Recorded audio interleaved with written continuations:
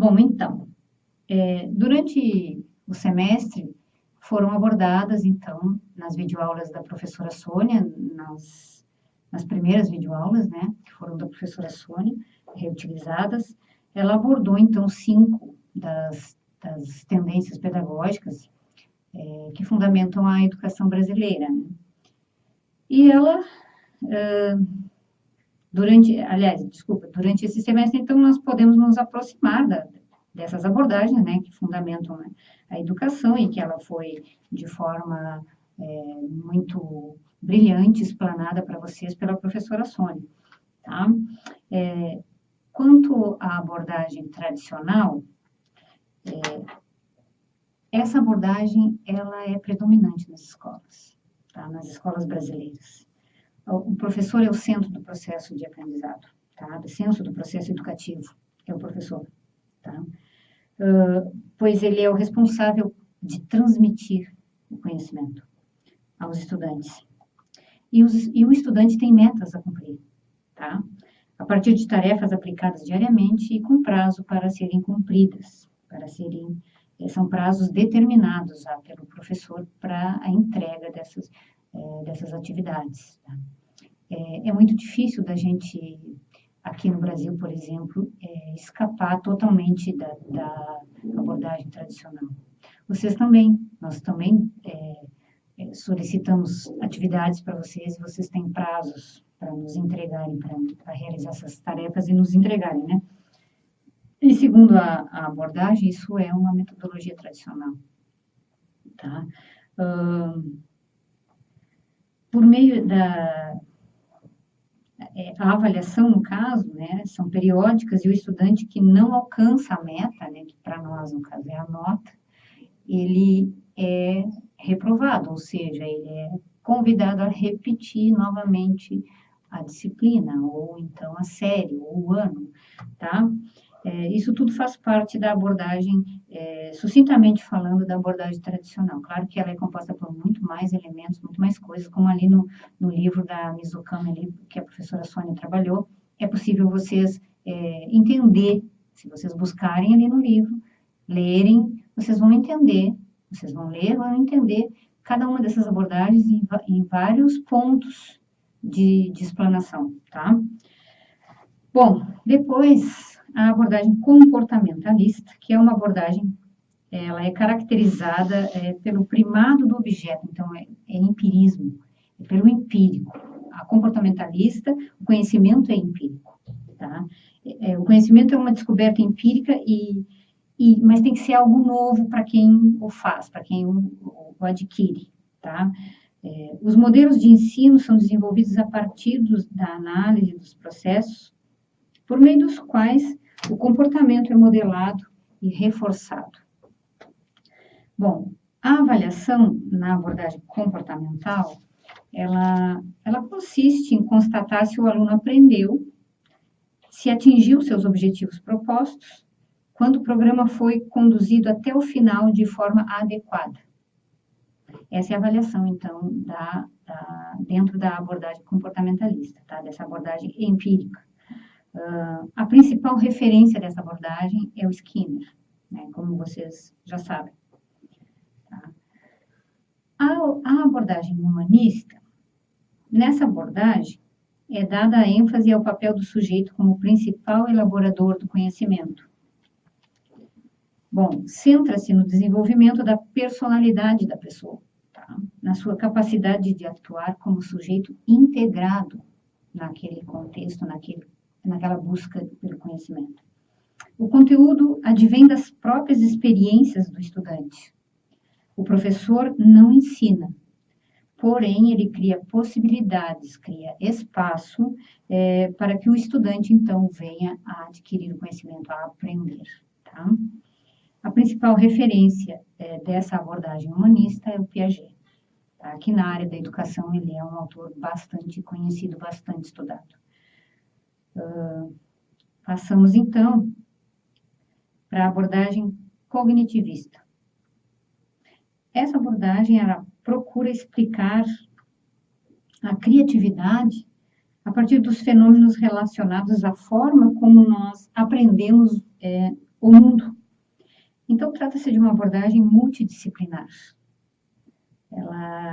E é o resultado de pesquisas das mais diversas áreas, né? Da neurociência, da psicologia, da pedagogia, da física, da filosofia, entre outras, né? Bom, nessa abordagem considera-se as inteligências múltiplas, que trata das potencialidades humanas. A principal referência dessa abordagem é o Gardner. Tá? Por que eu estou falando das abordagens? Porque vocês vão elaborar, já estão elaborando o plano de aula, tá? Vocês vão pensar uma ideia, vocês vão desenvolver essa ideia, onde o tema é ética.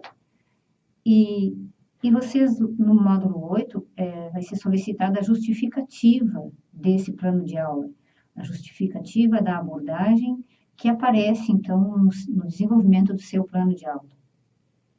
Como é que eu faço isso? Então, primeiro, eu tenho que saber, mesmo que sucintamente, do que trata cada uma das abordagens. Tá? E estas 5 abordagens não são as únicas.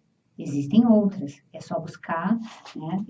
Eu me refiro a essas 5 porque foram as que a professora Sônia trabalhou, porque, na verdade, fundamentam a educação brasileira, tá? Mas existem outras abordagens. Tá? Basta vocês pesquisarem, vocês já vão encontrar.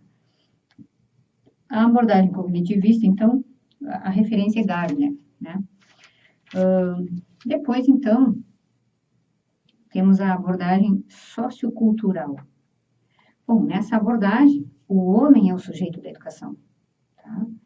Evidencia-se uma tendência interacionista, tá? Já que há uma interação entre o homem, mundo, sujeito, objeto. E isso é imprescindível para que o homem se desenvolva e se torne sujeito da sua praxis, autor da sua história.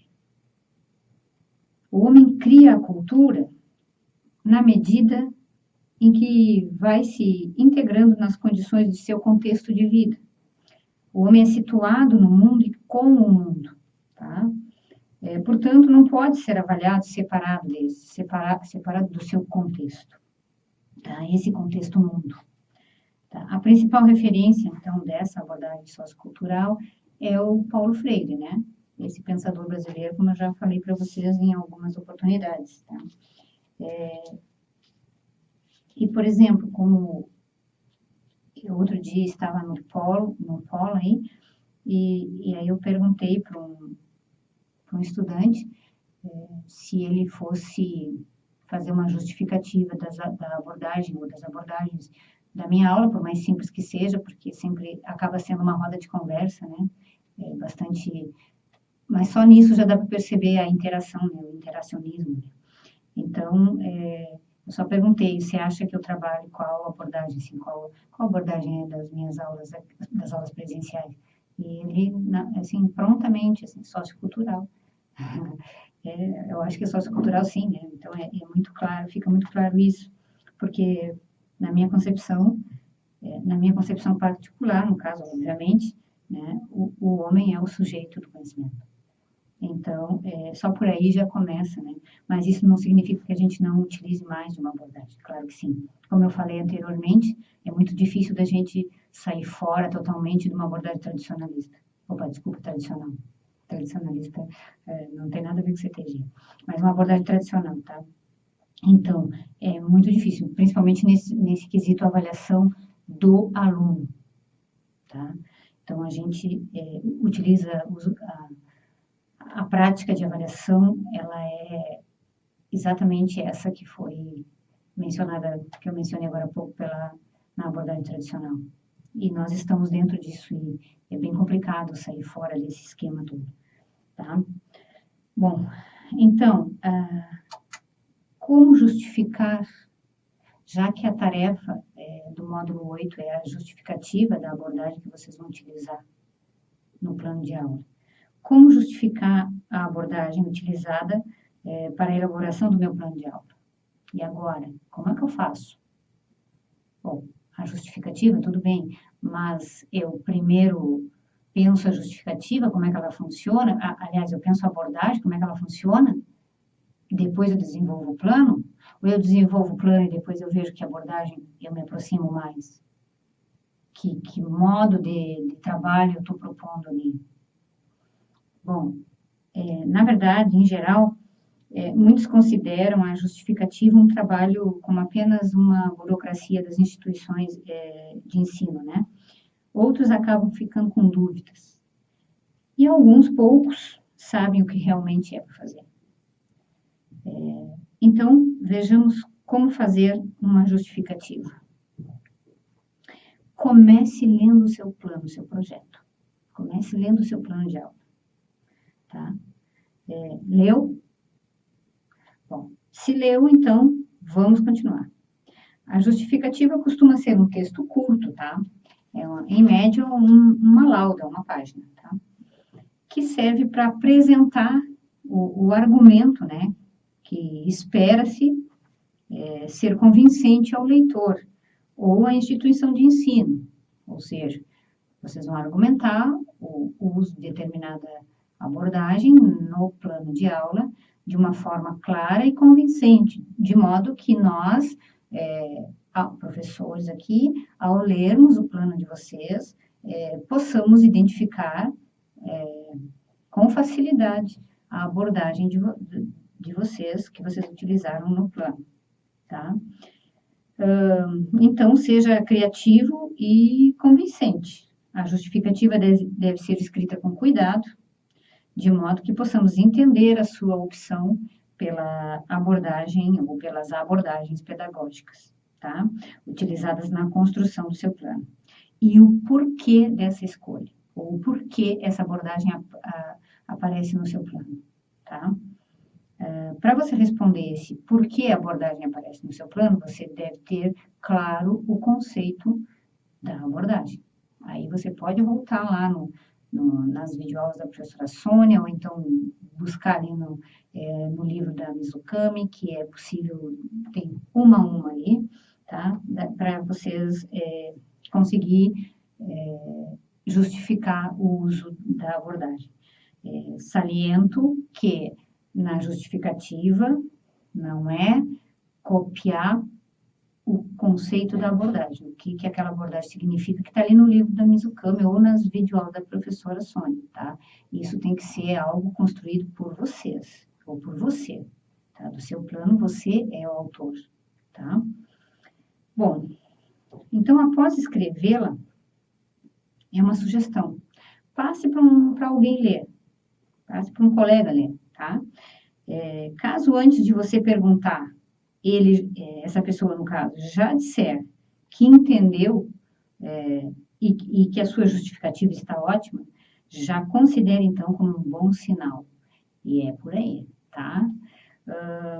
Então, eu acho que talvez tenha podido ajudar a esclarecer, porque a justificativa é algo simples, é um argumento dissertativo, né?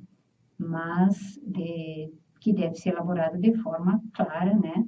Bem objetivo e na defesa daquele argumento, tá? O porquê do uso da abordagem determinada.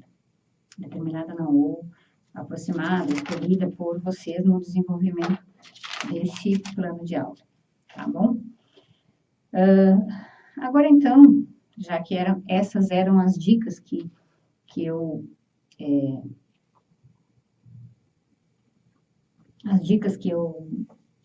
apontei aqui, tomei nota aqui para falar para vocês, tá? Eram algumas dicas sobre as abordagens para ajudar na justificativa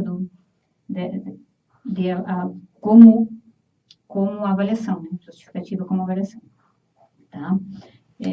Depois, então, fora disso, eu queria pegar algumas passagens de uma obra para falar para vocês, que é mais em relação ao estudante, né? Aos estudantes, a gente encontra bastante em sala de aula, que é a nossa clientela, e é para eles que a gente vai buscar fazer o plano, ser o melhor possível, usar da melhor didática, tá? Para que as nossas aulas possam ser o mais interessantes possível também, né? Que o resultado seja o melhor também, o melhor que se possa alcançar. E isso será bom para todos, bom para nós enquanto professores, bom para eles enquanto estudantes, né? Bom, quem trabalha em escola pública, principalmente, tá? Para nós é muito comum, é muito frequente ver alguns alunos, alguns estudantes dizerem, aliás, assim, de tanto ouvirem, aqui vou citar o trecho da obra. Eu não estou dizendo o nome da obra porque eu gostaria que vocês depois tirassem as suas conclusões, mas não sei também se alguma palavra aqui já não vai me entregar, né? Porque tem algumas palavras que entregam a obra e o autor, inclusive. Bom, mas aqui o trecho diz assim, ó, de tanto ouvirem de si mesmos que são incapazes, que não sabem nada, que não podem saber, que são enfermos, indolentes, que não produzem, e, em virtude de tudo isso, terminam por se convencer da sua incapacidade. Falam de si como os que não sabem, e do doutor como o que sabe, e a quem devem escutar. Os critérios de saber que lhes são impostos são os convencionais. Esse trecho, esse parágrafo da obra, eu peguei porque nós encontramos na sala de aula muitos estudantes assim, que parecem que não acreditam muito em si próprios. E às vezes acreditam mais no doutor, né? O doutor como o que sabe e a quem eles devem escutar. Então, eles só escutam, eles não constroem juntos, eles não participam. E muitas vezes eles não têm essa possibilidade de participação, de interação. Então, eu escolhi exatamente essa passagem para solicitar ou para mostrar para vocês, assim, que nós temos uma clientela que precisa de ter voz, de ter espaço, de ser levado a construir junto o conhecimento. Não é nada fácil essa tarefa, claro que não, né? Mas a gente precisa tentar, precisa buscar isso, tá? Então, eu espero que os planejamentos de vocês, e isso é só uma atividade do semestre, mas logo em seguida vocês já vão estar no estágio realmente, e eu espero que a gente possa desenvolver o melhor trabalho possível, tá? Porque nós temos uma clientela que precisa muito do nosso trabalho, que precisa muito da nossa mediação, da nossa interação com eles, tá? Para que a gente possa construir, então, uma educação de qualidade para a vida daquela pessoa, que a gente possa construir juntos, tá? Porque, como eu sempre digo, esse processo ensino-aprendizagem, ele é dialético, tá? Se ensina ao aprender e se aprende ao ensinar, ok?